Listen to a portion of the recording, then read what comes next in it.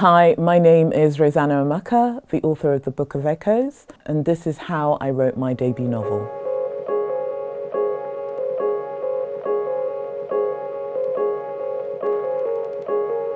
I first wrote the book over 20 years ago, and it took me 6 months to write the first draft. So I finished it and I thought, I want to actually get this book published.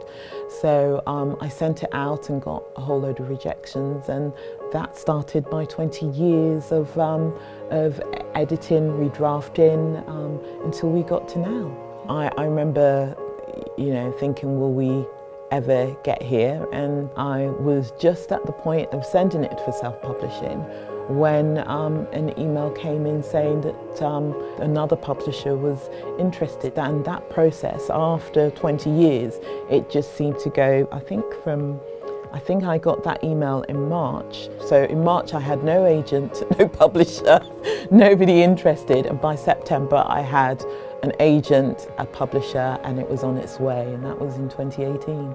It's been a long journey, but we got here. The Book of Echoes is narrated by an enslaved African woman who is a stowaway on a ship that lands in the West Indies docks in London. Unfortunately, she passes away, but before she passes away, she has 2 children, and she roams the earth trying to find those 2 children.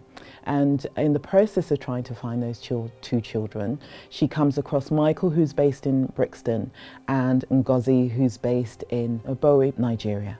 Well, I decided that I would choose Brixton and Obowi because what Obowi represented was Africans in Africa, whereas Brixton represented the African diaspora and Africans away from Africa. And these were 2 places that I felt that I had knowledge of and that I could fully use to explore issues that I wanted to explore within the story.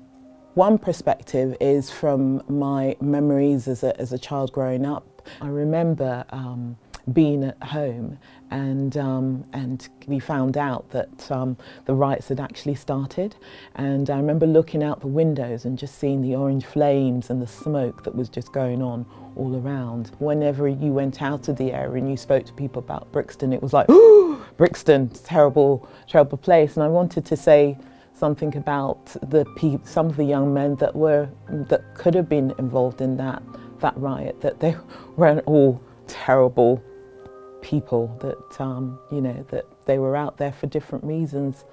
I was glad to revisit it because it's something that as growing up, that I wanted to address. I wanted to say something about it, and I wanted to, and I thought it was important to add to the book. I was always questioning things, I was always wanting to find out more, and maybe it's the fact that both my parents didn't come from the same place. So I've got a Caribbean heritage and I've got an African heritage, so maybe that also increased my inquisitiveness about my history and where I came from.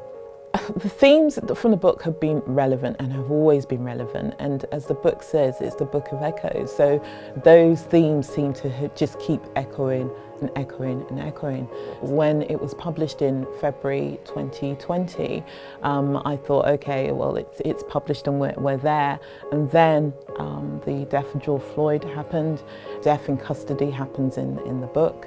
The issue about the statues was happening in the book. The book just seemed to be echoing what was happening in real life over that period. It's things that keep visiting us time and time again. So this book is about love, it's about hope, that things will improve, and I like to think that, like echoes, even though they're repeating themselves, that in time that echo will die. Thank you for watching. You can get my debut novel in paperback, ebook and audio by clicking down below. If you want more content from the Penguin YouTube channel, please click in that direction.